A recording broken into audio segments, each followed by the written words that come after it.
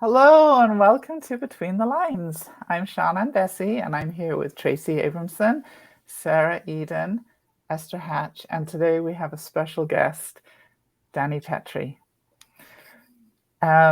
We have had Dani on once before. Some of you who listen to us may recognize her. We loved having her so much that we couldn't wait to have her come back. And so since some of you may not be as familiar with her, let me introduce her to you, and then you can get to hear all the wonderful things that she can share with us. So Dani is a Publishers Weekly and #1 Amazon best-selling author, and she has sold nearly 800,000 copies of her novels, which is so many.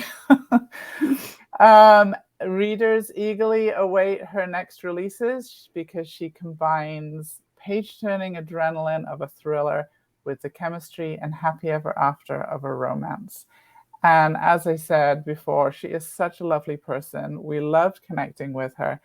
And so she seemed like the perfect person to have with us as we talk about making connections within the writing community. So thank you for coming, Dani, and welcome. Thank you. Thank you for having me back. I love this podcast, so I'm super excited to be back with you all. Well, it's just lovely to have you. And we know from comments that we've had on our social media that we have a lot of aspiring writers amongst our listeners. So can I ask you, just right out of the gate, do you have any suggestions for how they might make connections within the writing community? Sure. I think just based on my experience and some of my friends, when you're starting out, you definitely want to connect with other writers. And I think two of the biggest ways to do that are conferences. And conferences could be really big and, regional and pricey, or they can be local and smaller and still really helpful. I guess I should say national, regional, and local. There's kind of three levels. So I attended a bigger one, ACFW, but I could only do that every few years, every 3, 4 years. So I found ones that were more regional. I found a great one in Philadelphia. I live in Maryland. So I found some that were drivable, that were very reasonable. And I think as aspiring authors, the conferences are great, not just for the workshops that you're learning in, but that you can really make some great connections. You might sit next to somebody at dinner. I think one of the best ways to connect with people is volunteering. I think you can meet so many people through volunteering. And if a conference isn't in the works, or even if it is, there's writing organizations that I think are fabulous. And I think being part of those organizations, you start to develop connections through online email loops and different things that the chapters offer. Some have local chapters too, which can be really helpful. Yeah, that sounds Yeah. great. When I first started writing, this is going to date me, but probably at least a few of us here may be able to relate to this. Really, your only options for writing groups or writing organizations or critique partners were in person. My first couple of writing groups, we met in person exclusively. That was how it's done. But anymore, we're not really limited by geography. We have a technology that connects us. I think especially over COVID, we discovered there are a lot of great things that can be accomplished online and using technology. So is that something that you have been able to use and utilize in the connections that you've made with other writers? Absolutely. It's a really great point. And I think that really developed a lot over COVID. So I have a writing retreat I run twice a year. And the first group that I ran it with, they came back a second time. We've all kind of stayed connected.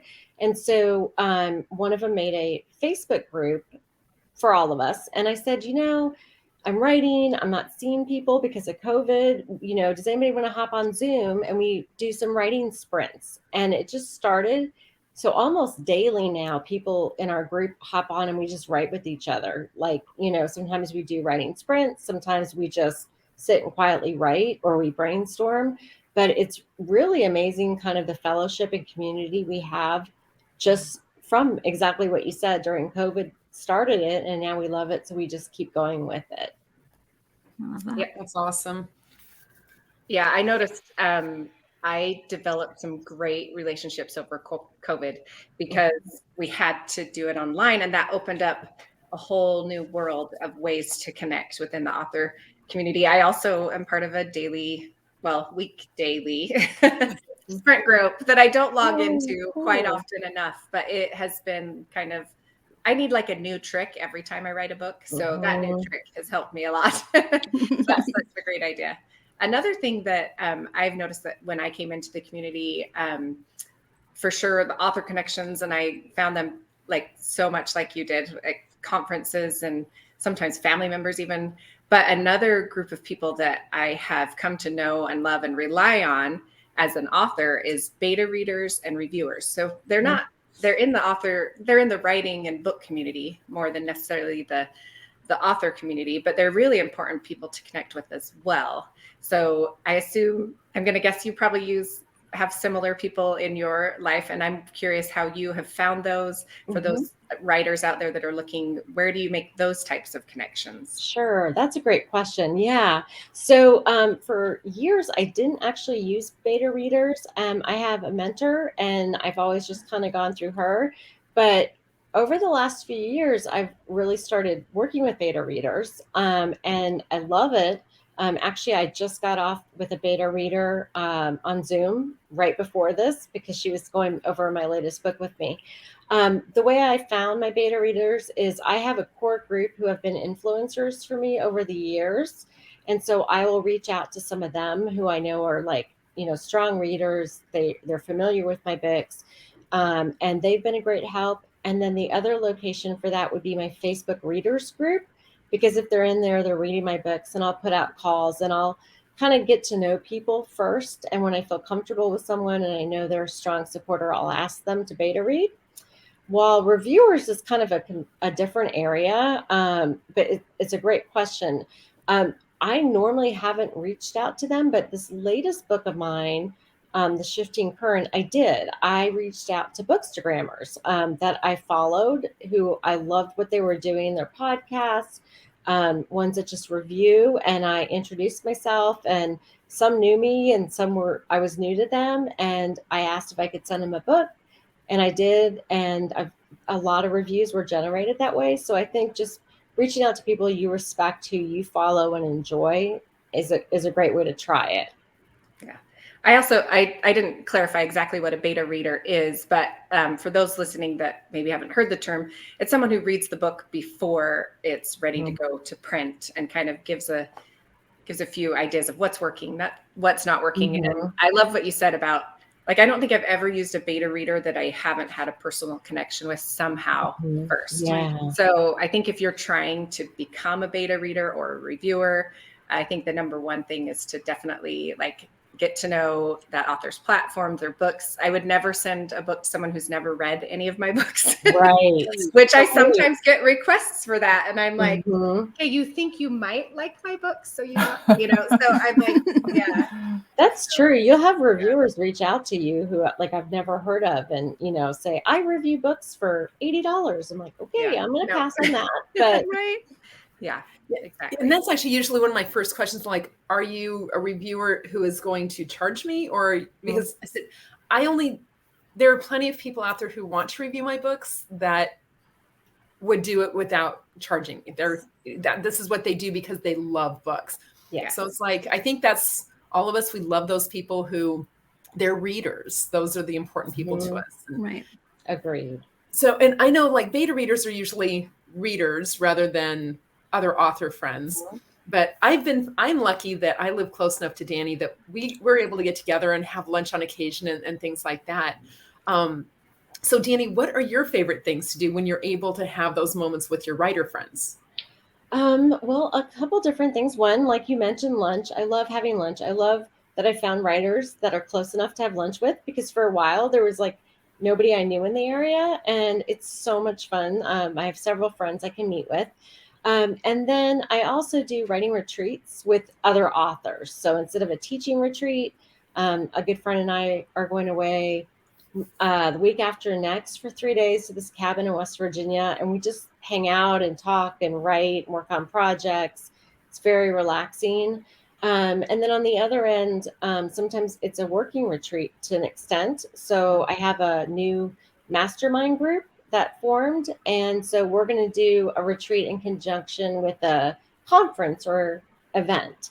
So there's just so many different ways you can spend time with other authors that kind of feed you creatively. And then, you guys can kind of do a joint promotion. There's just a lot available there. What's a mastermind group, Dani? Oh, okay. I just haven't heard. So no, absolutely. Yeah. I had not heard the term until a few years ago, but a mastermind group, from my understanding, is basically when you get a group of authors together who are very like-minded, who have different strengths. So it's a multi-published group. All the ladies in it have different strengths. Some are very indie published, some are traditional, some are hybrid. And we're all there to kind of support one another. So we will brainstorm, we will work on promotion stuff, we'll talk about the publishing industry. And so it's kind of like a, I don't know, cohort, if you think of it that way. And so we'll Zoom throughout the year, and then we'll do at least 1 or 2 events together in person. Awesome. So, That's yeah. so cool. So is that, sorry, and say Sarah. it's similar to, like, we've talked about mentor relationships. In fact, last time you were on the podcast, you're talking about mentoring. Mhm. I love this idea with the masterminds. It's rather than a mentor-mentee relationship. I can't even think of the right words. This is why we have mentors. But I know what you're saying. Yeah, like you're all in the same place. Yes. So it's a support system, but in a different way. And we all need different types of support. So Yes. I love that. Mhm. Yeah, I'm very excited about it. A friend had mentioned hers, and I was like, that's something I've been wanting to do for a while. And so I reached out to some friends, and they recommended a couple friends, and we ended up getting a good group of ladies, and I'm really excited about it. So That's awesome. I love that. Yeah. So will most of your discussion feature the non-writing portion of writing, or will you also be brainstorming writing ideas? It'll be both. It'll be Okay. both. Yeah. Like we kind of did it. We're calling it 2 events. So one event will be where everybody kind of gets a half a day in the hot seat to work on whatever they want to work on, brainstorming, marketing, whatever it is that they need help with. And then the other one will be in conjunction with like a conference or an event that we can go to and learn at, and then discuss more of the business marketing side. So it's kind of a combo of the 2. Oh, that sounds great. I love that. I know. So now we all need to start our own. We're all going, who would I put in my mastermind group? I want to put Sarah in the hot seat. That would be the best part. I know, right? We just won't ever let her off it. Oh, well, thank you so much, Dani, for sharing your insights with us. We just love the connection that we've made with you. And we hope that our listeners have now made an even greater connection with you too. So would you tell us where our listeners can find you, both on social media and online in any area, and then maybe a little about what you're working on right now? Sure. First, thank you so much for having me. I love being on this podcast. It's so much fun. So thank you. Readers can find me online. My website is danipettrey.com. Instagram is just at author Dani Pettrey, and Facebook is Dani Pettrey, and Twitter is Dani Pettrey. So those are where I'm available. As to what I'm working on, I'm on the final edits of the first book in my new Jeopardy Fall series. It's called One Wrong Move, and it will release in February of 2024. And it's about a family of private investigators set out in the Southwest. So it's different for me, and I'm having a lot of fun with it. That's awesome. That sounds so great. And to have a beginning of a new Dani Pettrey series is even more exciting. So thank you so much. Thank you. Thank you for being with us, and thank you also, listeners. We enjoy spending this time with you. What are your favorite ways to connect? What do you do with your friends? Let us know in the comments. And if you're listening to us on YouTube, be sure to like and subscribe to our channel. And we hope you'll join us again on the next episode of Between the Lines.